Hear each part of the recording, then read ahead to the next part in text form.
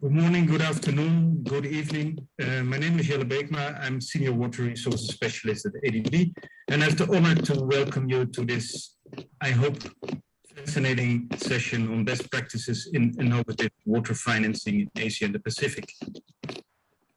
In this session, we will focus on innovative ways to address the immense financing needs that we have to ensure availability and sustainable management of water and sanitation for all the well-known SDG 6. As you know, the world is not on course to deliver on this goal, and Asia and the Pacific region are, of course, no exception to this, unfortunately. And investments to actually achieve universal access to safely managed water supply and sanitation in Asia and the Pacific were estimated between 2015 and 2030 to be about $198 billion per year. And then this does not even include, for example, required investments for integrated water resources management. Not only that, we also have to factor in the climate resilience that we need and resilience to other shocks. And I would say the need to catalyze public as well as private capital is ever more prominent. In today's session, we will discuss how to catalyze the finance, and we attempt also to identify the best foundations for financing water.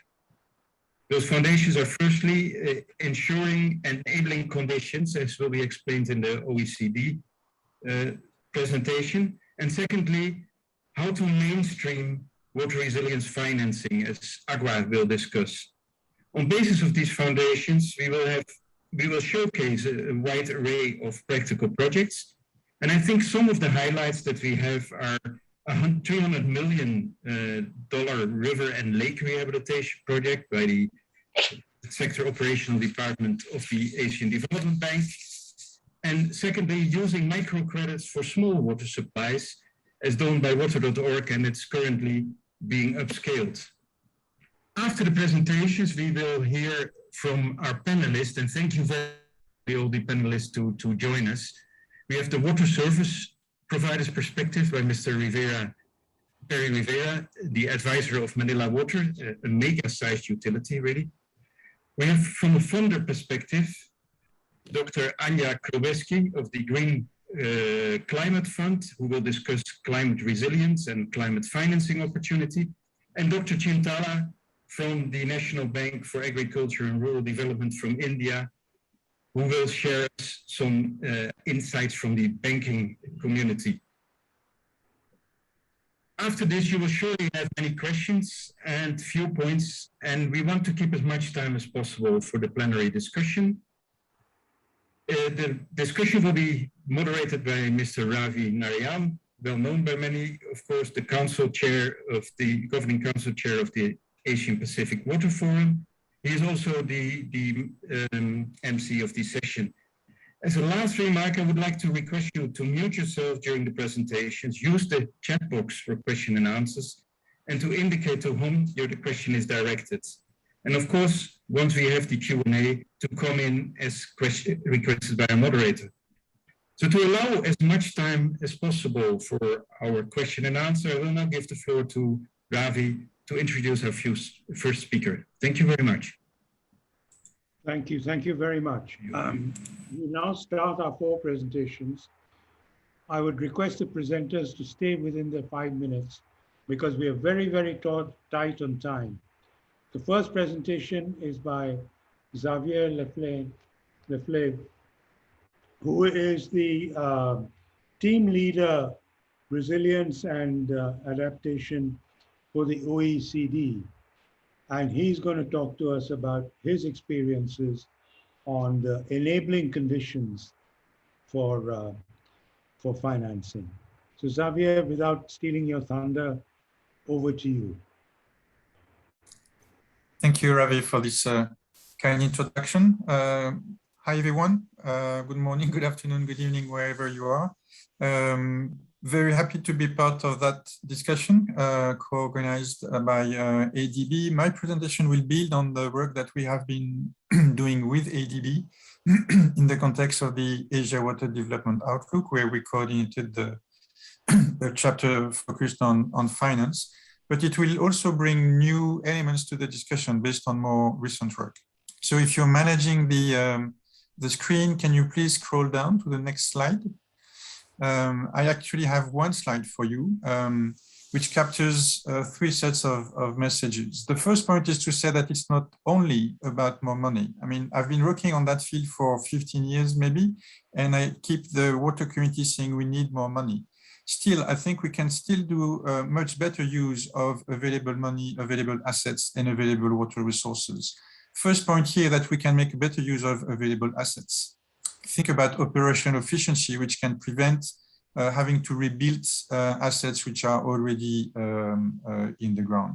Of course, water supply and sanitation services are critical here, but the same message goes to dam and reservoirs management and to irrigation canals. So the focus should not be only on building new assets, building new infrastructure, but also making sure that the ones which are already built are properly operated and maintained. This is really a source of saving for the future.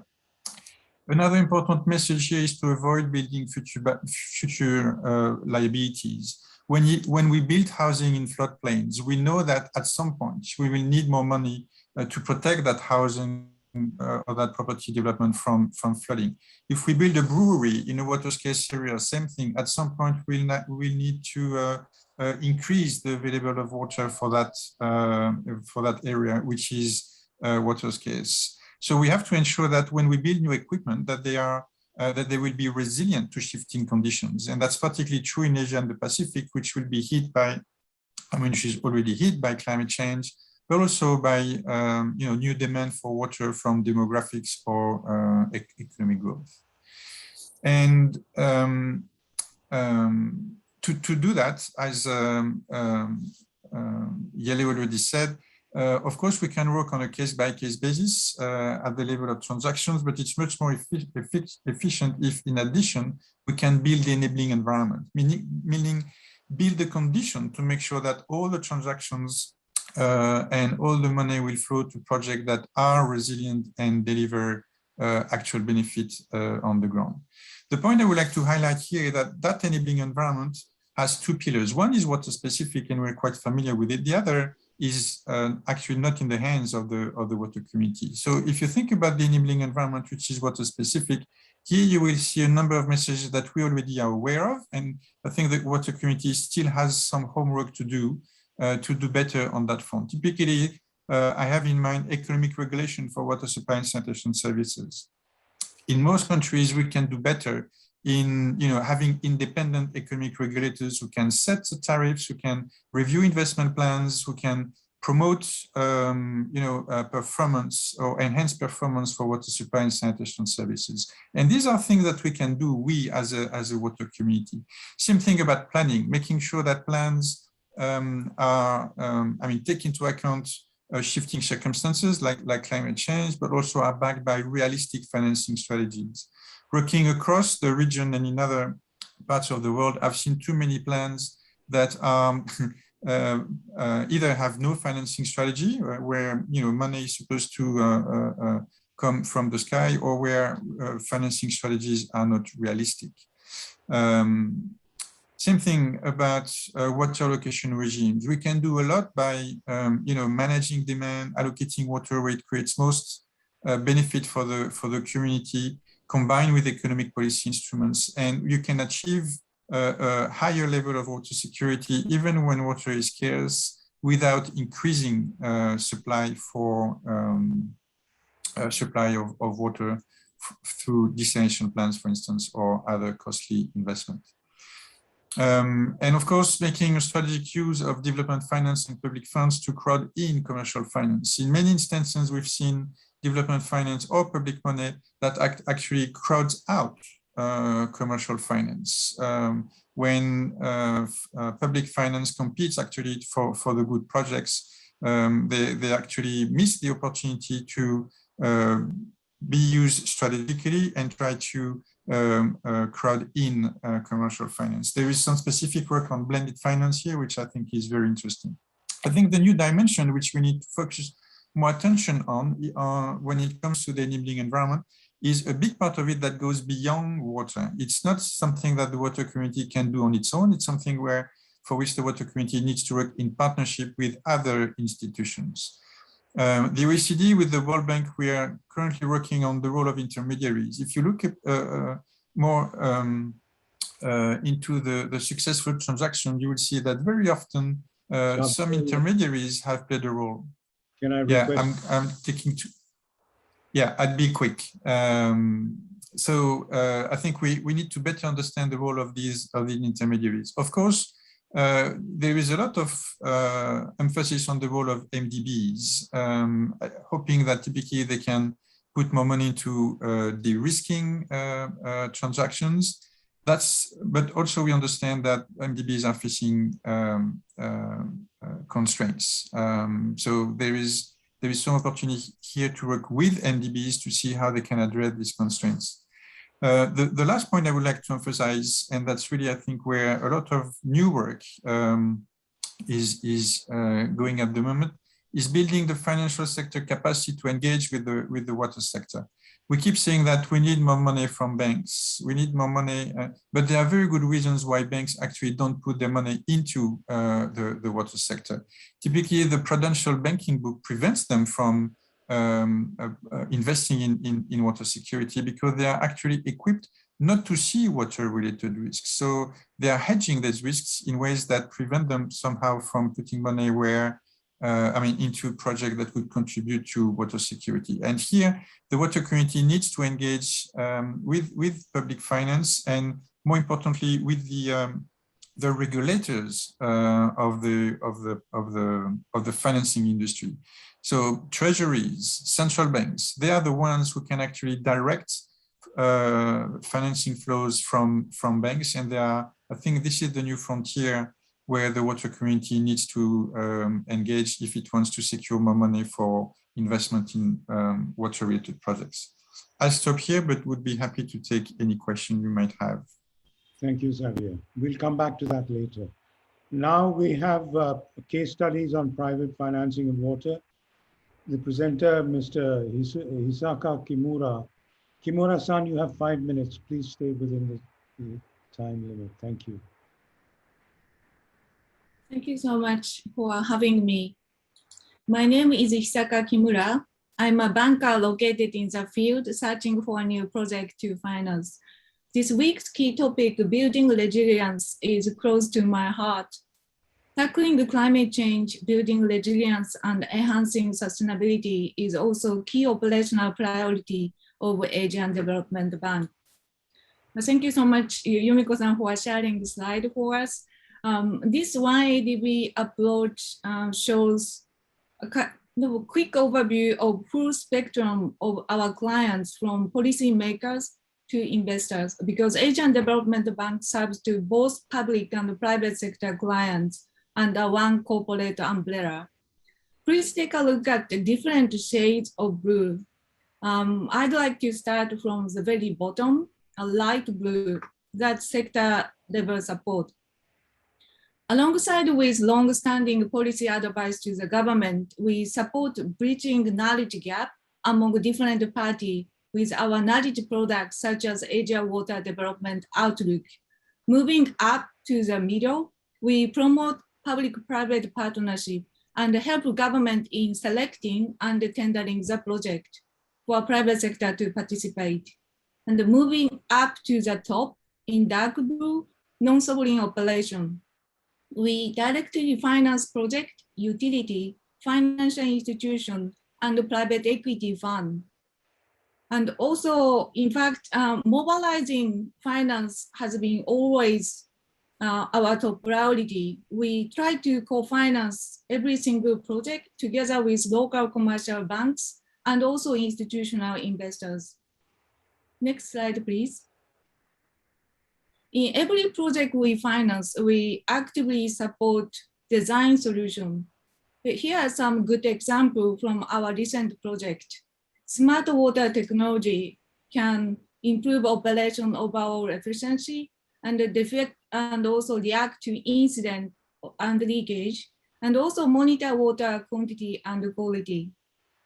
I'd like to also highlight climate and disaster resilient technique to absorb urban runoff and mitigate flooding. Those are design solutions, but in addition to adaptive design for climate resilient solution, it's also important to prepare adaptation plan based on both transition and physical risk assessment. One of a good recent example is physical climate scenario analysis of RCP 8.5, which is disaster scenario, and covering water stress and also coastal flood risk assessment. And then borrower made it actually in public so that some other institutional investor focusing on ESG can recognize and then invest into their project. Next slide, please. This is my last slide. Following COVID-19, our projects are facing a new type of uncertainty in addition to climate change. We observe mixed impact on demand. Domestic household demand for safe water remains robust, but water demand for commercial and industrial use decreased during lockdown. In terms of operation, our water and wastewater project continue essential service with some adjustment, such as additional support to vulnerable people, enhanced staff safety, increased water quality testing frequency and location. And the digital solution play a crucial role to remotely run continuous operation and also customer interfaces, such as invoicing and also payment. It's accelerated application of automation process as they become ever more crucial.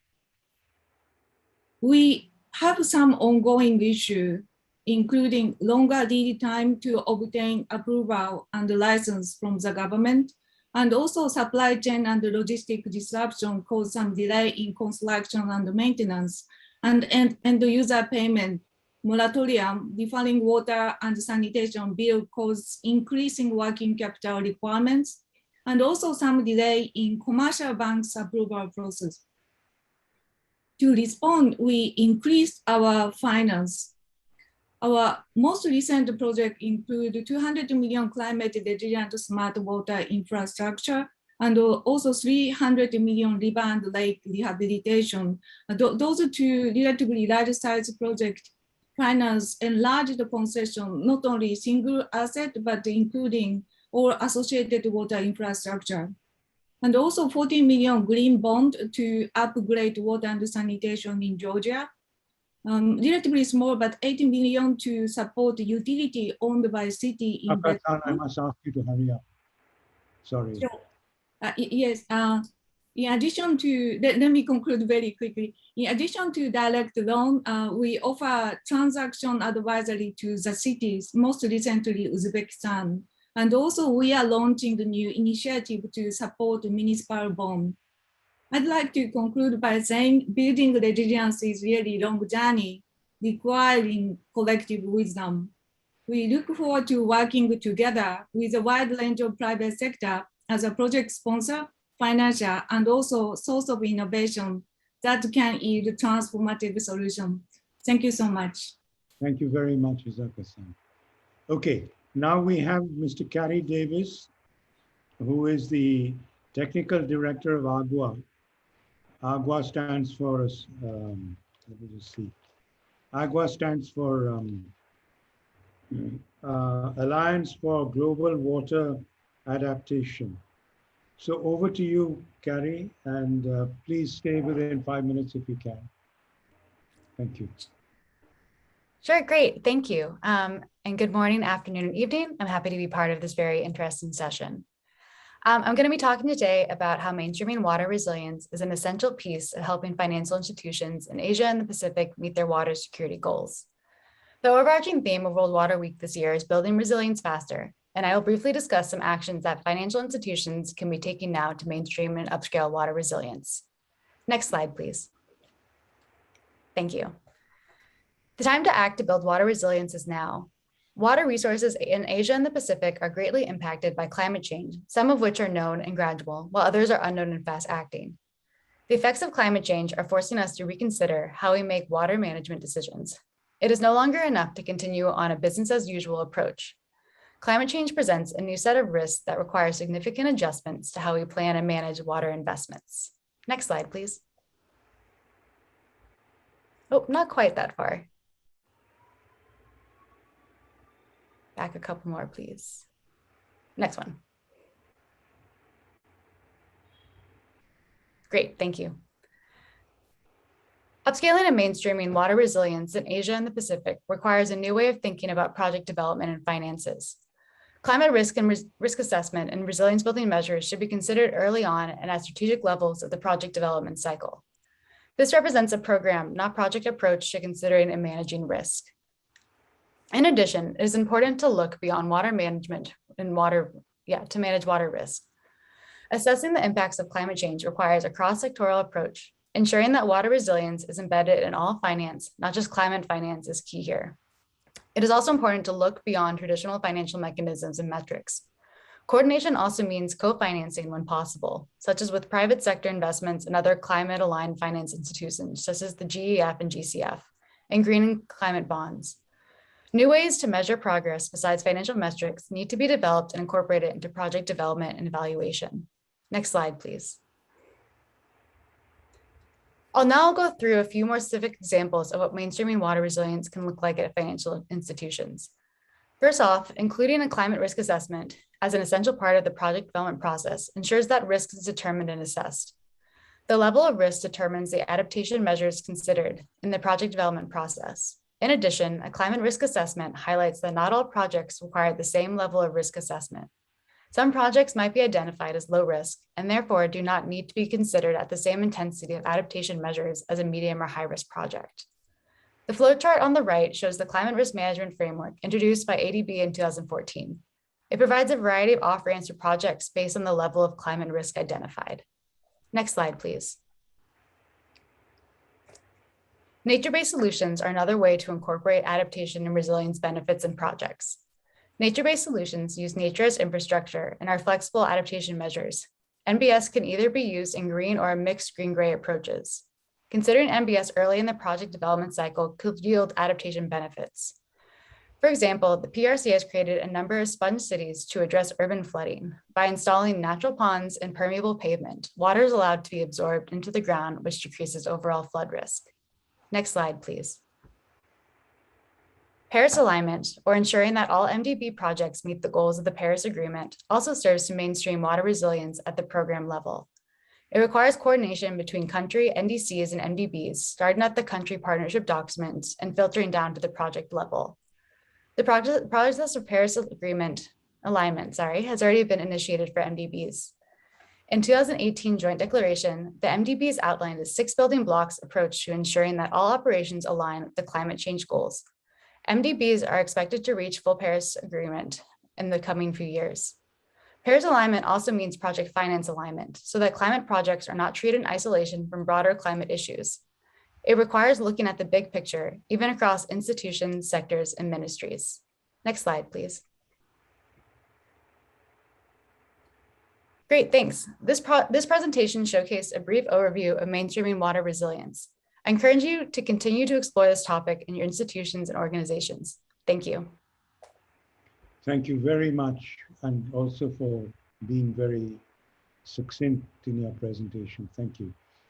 Now we go on from the macro to the micro, and we go on to a place in Orissa in India.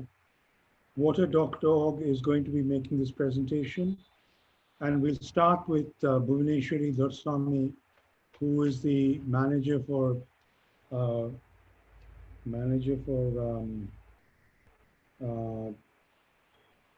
micro-lending partnerships. Micro-lending partnerships for Water.org. Thank you very much. No problem. Hello, everyone. I'm Bhuvaneshwari representing Water.org.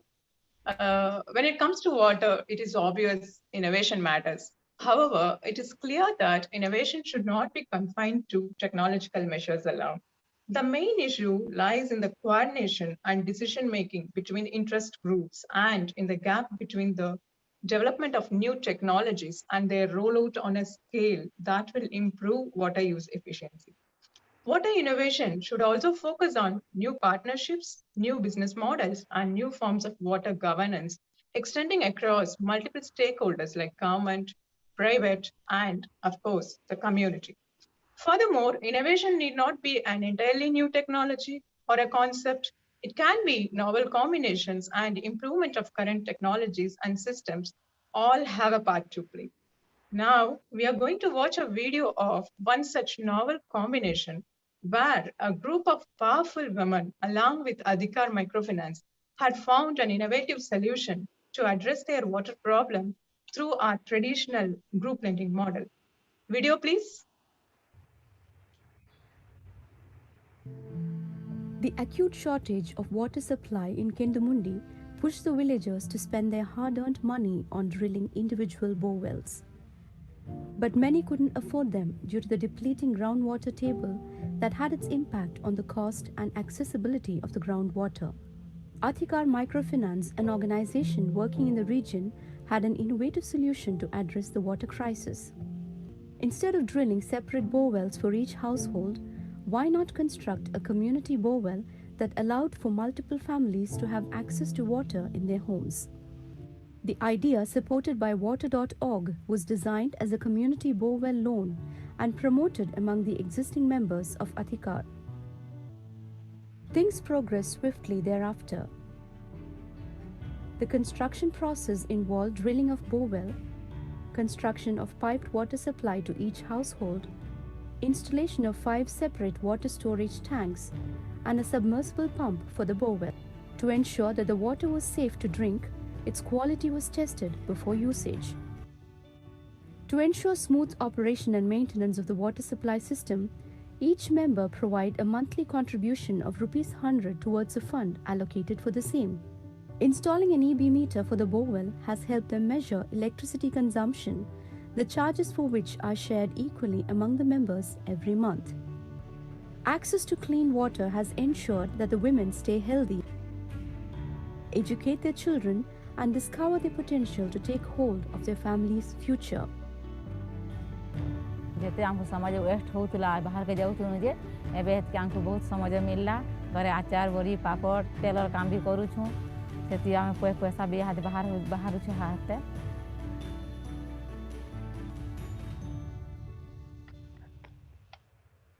Thank you.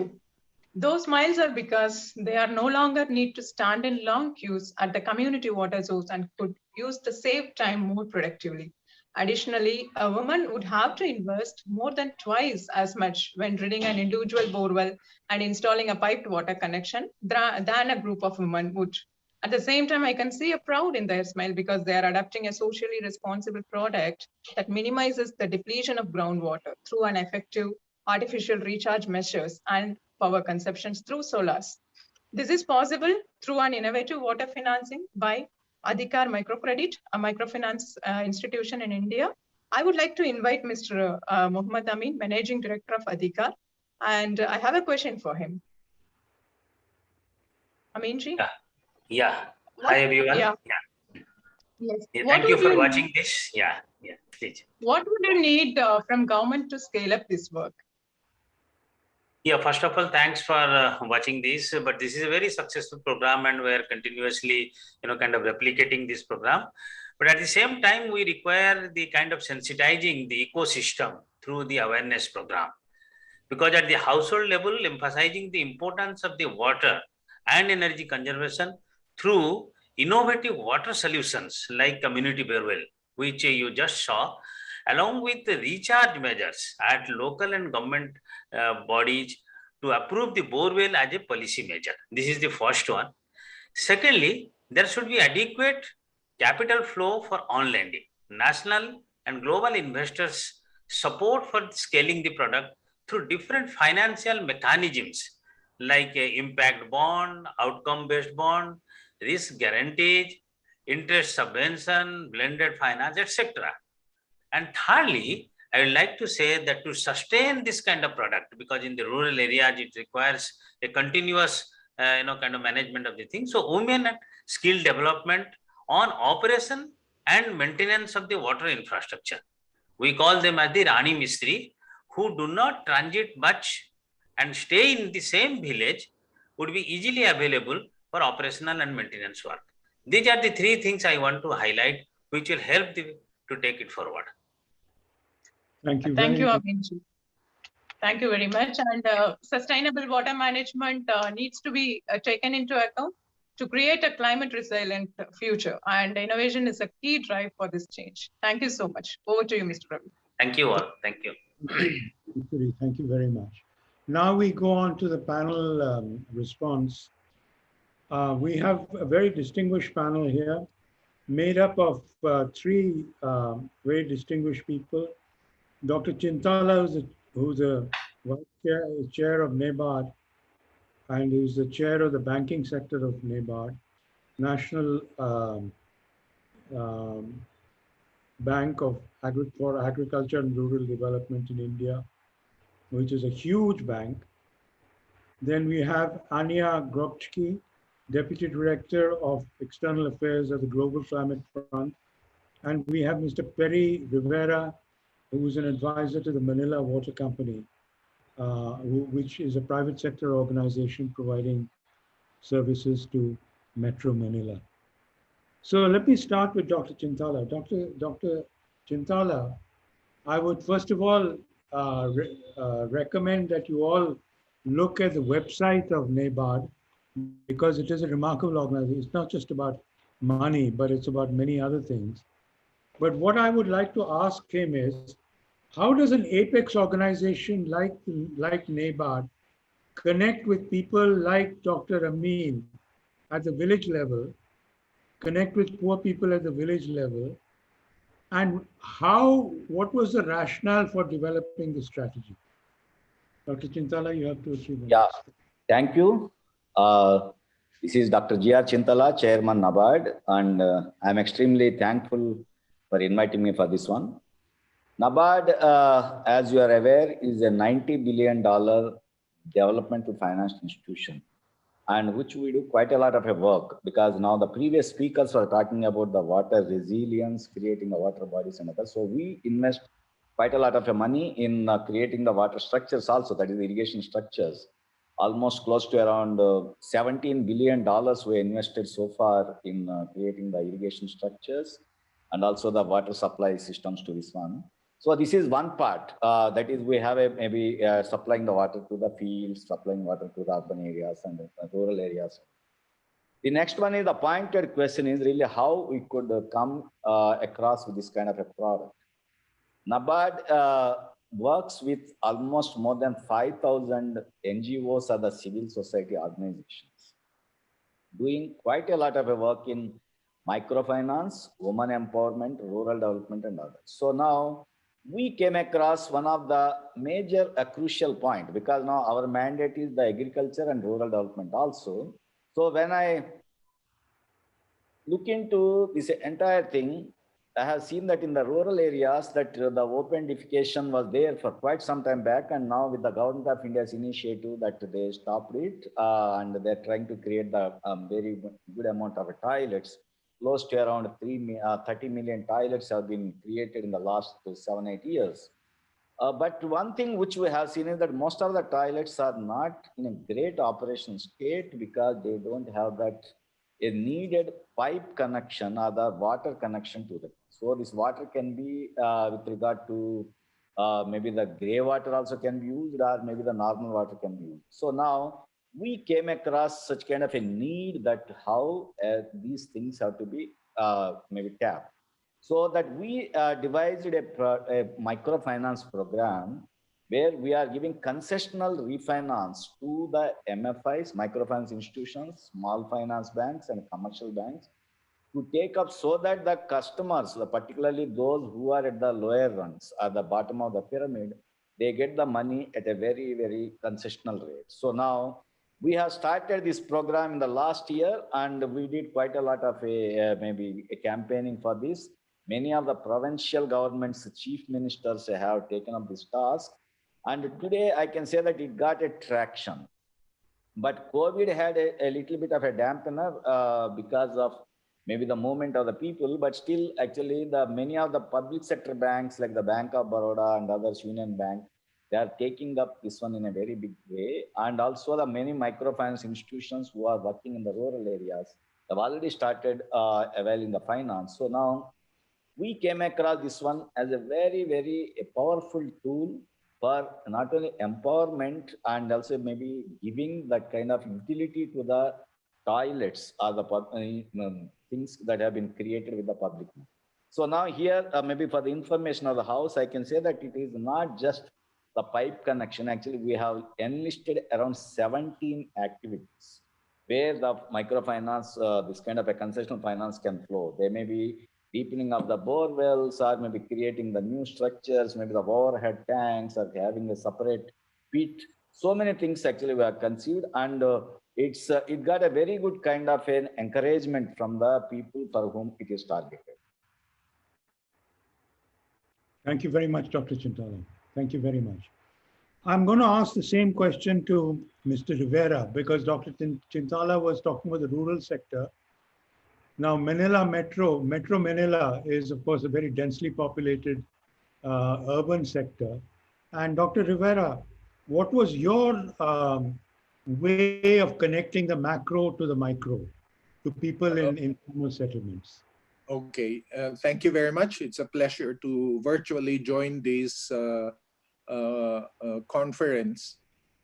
Manila Water started as a byproduct of government's PPP program in 1997. And I was fortunate enough to be involved with the project since 1995, when government was still exploring PPP. So over the past 25 years, I've been involved with Manila Water over that period.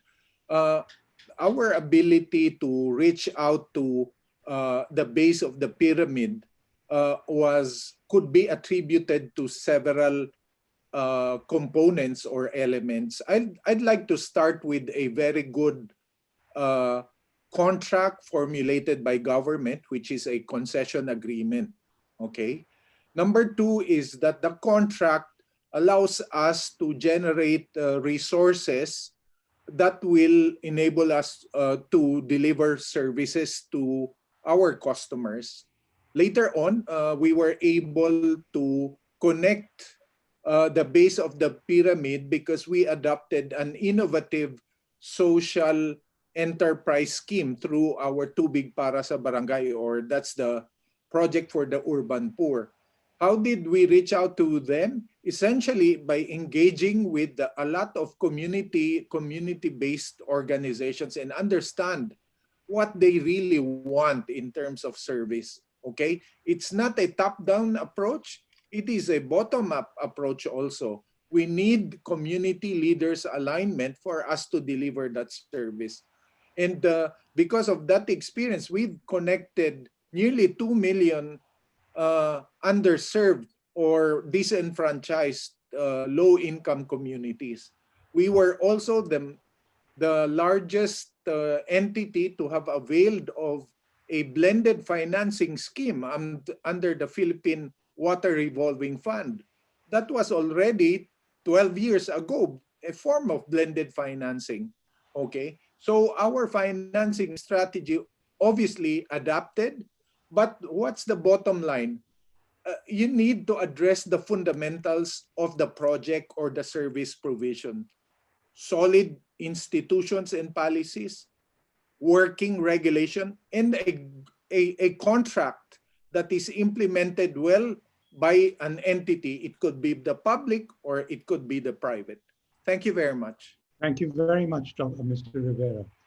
Anya, I'm going to ask you the same question. How does an apex organization like the Global Climate Fund connect with people, poor people on the ground? Well, thank you, Ravi, and thank you so much for inviting me to join this panel. It's really a great pleasure. So the Green Climate Fund is primarily a partnership institution. It's a young institution. It's the main financing mechanism of the Paris Agreement. So it started operations in 2015. In the last 6 years, we've grown enormously from scratch. We now have a portfolio of over $33 billion including co-financing from partners. So I'd like to stress that, we work with governments, we work with banks, both the MDBs and also banks in countries, partners such as NABARD, who help us to reach millions of Indian farmers, for example. And we also work with the private sector. And so this portfolio that we've developed, $9 billion of financing from GCF itself, but to reach $33 million, that other 24 million comes through partners, it comes through private sector investments, it comes through other banks. And this is the way in which we're able to develop a multiplier effect. So our projects to date, we have 177 projects.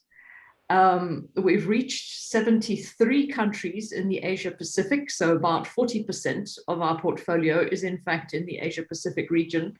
And particularly also we have invested in the SIDS in relatively small scale projects, but because these countries are so climate vulnerable, we've got a specific focus on the small island developing states in the Pacific and elsewhere. I'd like to stress we have, through our projects, we are benefiting approximately 500 million people already. And, obviously this is an estimate. It's something that's going to have to be proved through the monitoring and evaluation of all the projects. It's extraordinary how through the COVID pandemic, people have pulled together and the project implementation has continued on the ground. Even in spite of the very difficult conditions, we've managed to continue operating. And this is precisely because of the strength of this partnership model that we have, working together with organizations in all the countries to be able to reach people on the ground. Thank you. Thank you very much for your brief and succinct answer, Anya. Couldn't have expected anything less. I'm going to change the system slightly, if you don't mind, because many of these points are, it's no point making a point if the follow-up isn't taken up. So I'm going to follow up this conversation. For those whose questions are not going to be answered in this session, please do not despair. Your questions have been noted, and you hopefully will get answers from the people you have referred to. For instance, Xavier or Bhuvaneshwari or something. They will write to you, because those answers may require a little more than a couple of minutes that we can spare at this particular time. Now, the second question to the panelists is, starting with Dr. Chintala. Dr. Chintala, what opportunities and obstacles do you see in advising other organizations in other countries to follow the same model as NABARD, for instance? Partnership based on technology and partnerships. Yeah, thanks a lot. Quite a lot of things can be emulated by other countries also. I'm thankful to Anya for taking NABARD's name. We are the direct access entity of the GCF. So now here there are 2 or 3 things which we may have to look into. One is with regard to creating the water resources. Because now there is quite a lot of water is there, but creating the water storage structure. So now that is 2 things. One is maybe preparing a big projects and the way which we are doing. And the other one is the watershed kind of a work where in situ conservation of water, so that the local communities can tap the groundwater which has been recharged by such kind of a thing. So now, what I would like to advise all the development financial institutions that we should concentrate on first is the creation of the structures that is for conserving the water, for stopping the runoff, conserving the water in situ or maybe ex situ. The second thing is the maintenance of the structures, so that actually they will, the efficiency levels will continue to be there, so that the population for whom actually these structures have been created will continue to get the services forever. The next one is with regard to the resilience. Now the structures resilience, and going by the climate change that is happening so fast, I think we may have to work on the rejuvenation of rivers, rivulets, then maybe regeneration of water, and maybe now the frequent rains are occurring at a fast pace in a very short, short spells. A very intense rain is happening. So the entire economies have to gear up for such kind of a thing, so that the resilience is one major part we have to do. Then the next one is with regard to the people participation. When all these things are happening, ultimately, the water is being delivered to the ultimate customer. They may be the urbanites, they may be the rural people, and everybody has got an equitable share, because this is what the entire, that maybe SDGs or everybody thinks. So if that is the case, if I have to supply maybe the 70 liters per day to each of the households, there should be a real good participation of the people, the civil society organizations, the local government bodies. Then comes the local, provincial, and the national governments. So actually now that is where we are looking into it. And as a developmental financial institution, actually we are steering everything in this fashion, where we are the policy advocacy role we are playing, and we are trying to discuss with all the local governments, because we give quite a lot of a concessional finance under our Rural Infrastructure Development Fund to the provincial governments to create the water structures, and also sometimes to the distributory networks and everything. And also some of them are even creating the structures at the ground level for the schools, for the toilets and others. So now everywhere the people participation, the community participation is very important, and the institutions should always be in touch with them. And finally, the concessional finance. Actually, this is what else, because water is one very essential, and I can say that maybe I can say it is a fundamental right of every living being on this earth. Nobody should be denied access to the water. And in case if such kind of a thing has to be done, then we have to go for a kind of extending the concessional finance to create the structures, maintain them, supplying the water. And people should be able to create their own, maybe the saving mechanism, water saving mechanism at the ground. So for that also, that institutional finance should come. So now I'll say that all the developmental financial institutions of various governments who are listening to this, other countries, we have to have an integrated approach on all these things. And we are very successful in trying to do this thing, and still it is a continuous process. I'm not saying that it is the end of the day road. It's a continuous process. The way the demands are going up, intersectoral allocations will change. So we have to do quite a lot of work. And we are very happy as a developmental financial institution that we are part of this entire big kind of an exercise, where ensuring a potable drinking water and at the same time providing a good sanitation facility to the people under the Sustainable Development Goals is also one of our mandates, and we are doing. Thank you. Thank you very much, Dr. Chintala. Now the same question to Anya and Mr. Rivera with a supplementary added. What kind of capacity building might be required at all levels, at the intermediate level and at the ground level, to be able to take forward these policies and programs? Very quickly, you just have a couple of minutes each, please. Okay. I start off with Anya. Yeah. Oh, thank you very much. Yeah, so capacity building is absolutely crucial. And I think we're all having to learn very fast about these impacts of climate change, which are coming upon us, I believe, even more rapidly than the scientists predicted. We're, I think, all being taken aback by the speed, by the severity of the heat impacts, the wildfire impacts, the floods, the droughts, the water scarcity. And, you know, water is absolutely crucial to help build people's resilience for all of these factors. And we're all going to have to learn incredibly fast to actually deal with these new extreme conditions. You know, the water community, I believe, over the years has built some very valuable networks of capacity building. There's an excellent accelerator program with SDG 6, with the Organization of UN Water, to actually accelerate and to link all these initiatives and to really support them to be able to reach more and more people. So with all of our projects and programs, the capacity building is built in.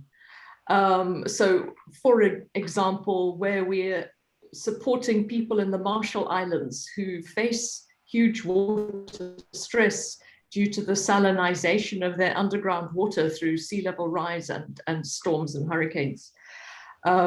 We're supporting the islanders to build their resilience by installing water harvesting schemes. And it's essential that people actually learn through the program to how valuable the water is and the best ways in which to ensure their own resilience. In the same way, many of our programs are supporting women to become climate-wise women and water-wise women, to support their communities to understand how to actually access the water in a reliable way, to make sure that it's clean when it's delivered to the point of use in their families. There's just a huge amount of training at all levels that needs to happen. And there are many, many institutions from universities to high schools to the fantastic NGOs and civil society organizations, women's organizations, who help us to do this and who get engaged as executing entities in the various climate projects. Thank you. Thank you. Mr. Rivera, very quickly, if you can, couple of minutes, if you can make the point. On capacity building, allow me to focus on 3 items, which is at the heart of water governance. These are institutions, incentives, and regulation. Based on my experience, these are very important aspects where you build capacity, because if these are not essential items are not put in place, I don't think innovative financing can be embedded in the sector. Allow me to cite the experience of the Philippines right now in terms of SDG. The target is $2 billion every year between now and 2030. But only 10% of that is mobilized by the water sector, because there are issues in terms of institutions, incentives, and regulation. I hope we will find a way to address this, because if you're addressing these fundamental issues, there will be more bankable projects, and it would be relatively easy to mobilize resources and attain the objectives and outcomes described by my colleagues in their talk. Thank you. Thank you very much. Okay. So I think for those of you who haven't had your questions answered specifically, as I said, please don't despair. We've run short of time, and it is important to give the speakers a chance to be able to make their points, although they have had to truncate their comments as well. So your questions are on record and will be sent to the people you have asked them for, and hopefully they'll get answered quite quickly. Now, my closing remarks, I can't summarize everything that has been said because it's so vast and rich a harvest. So I'll just make a couple of points. It seems to me that the important principle is one of partnership. No one organization, no one set of organizations can provide water security for the water, drinking water and sanitation sector, or the agricultural sector, or any other sector by themselves. They need partnerships. So the road to SDG 6 passes through SDG 17, which is all about partnerships, collaboration, and cooperation. But that can only be done if there's an atmosphere of trust. And this is where the apex organizations have a big responsibility of organizing these partnerships and of building standards of transparency that allows the trust without which no partnerships can survive. So those are just the comments that I'd like to make, because it's an overarching kind of comment. I'd like to pass the mic on to Neeta Pokhrel, who is the chief of the water group at the Asian Development Bank, for her final closing remarks, because we have only a few minutes, 3 minutes actually. So Neetaji, over to you, please. Thank you, Ravi. You've already summarized or attempted to summarize, and I will not further attempt to summarize because we've had a very rich presentations and discussions. And thank you, Yumiko, Yala, and Ravi for drawing the best out of it. And as many presenters and panelists have already said, it is a colossal financing gap. And if you add COVID-19 and COVID-19 taking the fiscal space of further shrinking it, and climate change risking to quadruple this gap, we have no choice but to come up with innovative financing ways. But you would have noticed, as I did, many of the presenters and panelists didn't just talk about financing, because it's not just about financing, as Xavier said, and many of you emphasize, it is about much more, making the best use of available assets and our scarce water resources, strengthening governance and capacity. Many of you talked about it repeatedly. Within water sector and beyond water sector are crucial because they will minimize the financing gap. And at ADB, we make sure these remain on the forefront, like you did today at the financing session. What got discussed was these core aspects that make financing possible.